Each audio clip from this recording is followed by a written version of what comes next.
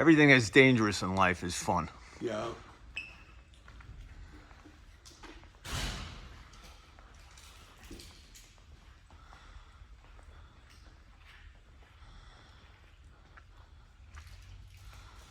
put these, I'm gonna put these just on top of the minute.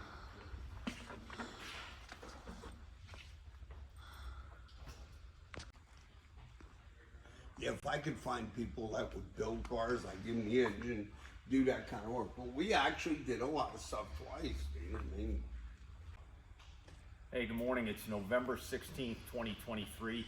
I'm here with Pat Musi from Musi Racing, and we're going to be going over this absolutely phenomenal 1967 Chevrolet Chevelle. The car is, Pat, how would you describe it? Is it it's basically a hot rod? It's a muscle car, what I call a muscle car. Yeah, it's got vintage air, it's got everything here, but he wants power steering, all that. But end of the day, it's a muscle car like I drove in my day when I was 17, 18 years old. So it was built on a platform. So Vic Edelbrock had the exact same car. And one day we're just he would call a bench race, and we were sitting at Edelbrock. And he said, hey, what can you build me for the street that we can run in a street car? And that's how the Edelbrock Musi 555 came about. And the first one went in his red Chevelle. And I know the family's got that car, but I said, you know what? Let's build a tribute car for Vic, because we're really good friends. He's a great guy, taught me a lot, But so that's how this whole idea came about.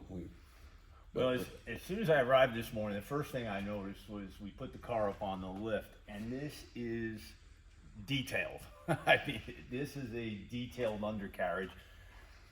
Pat is going to have to go over more of the technical components of what's in this car. So we're going to walk through the undercarriage of the car and just point out a few things about the suspension, the braking, and the transmission. So we'll just take a step under here, and I'll hand the ball over to Pat. Well, starting from the front is a Be Cool aluminum radiator we prefer. It's electric fans. It doesn't get over, no matter how hot it is, 180 degrees. It runs that. Then as you come back, this all Detroit speed suspension we chose. We could have went with a full chassis, tube chassis, but I wanted believe me, the stock chassis and these things were pretty good. So we decided to stay with that. Then of course, this is the 555, our Edelbrock. We'll talk about that when we drop the car down. Yeah. But one of the things one of our sponsors this year is Lemons Headers in California.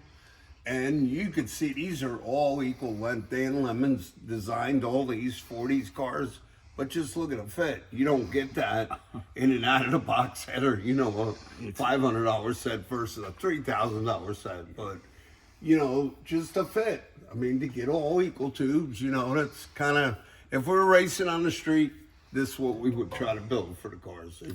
That's what would beat the other guy back in the day, Yeah. So.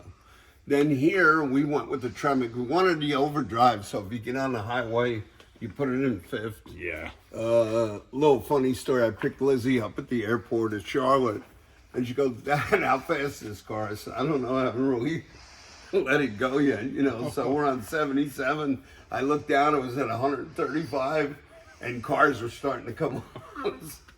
I said, well, at least goes 135. Lizzie, I think it'll go a lot faster. Oh, but wow. It's a fast street car, but it handles well. It's tucked to the ground.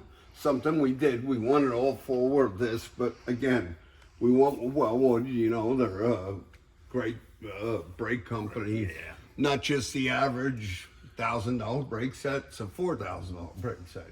Just things that I would do if it was up to me, and this was up to me, my project, so. And the suspension system in the car?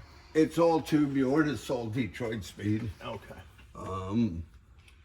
There's nothing cut corners on this car. We did, it's all new sheet metal, all new floors, and that's something I wanted to talk about. A lot of people don't notice, but when you put a Tremec in a Chevelle, you have to raise that tunnel.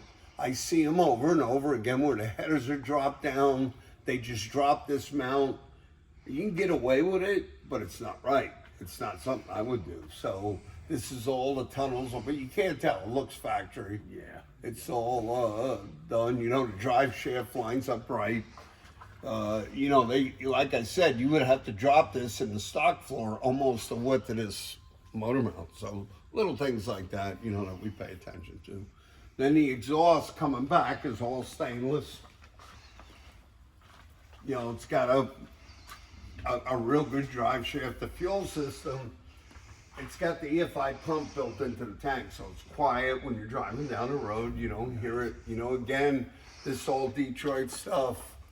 It's got bars on it, you know, like the old days, wheel hop and all that. But, you know, if you were going to race it and put a slick on it, you'd probably want maybe a Ford 9-inch, but 12 volt. I tell guys all the time, you're never going to hook this power up. It's a street car, you know. So it's what it is. And there's a lot of classes that run street tires.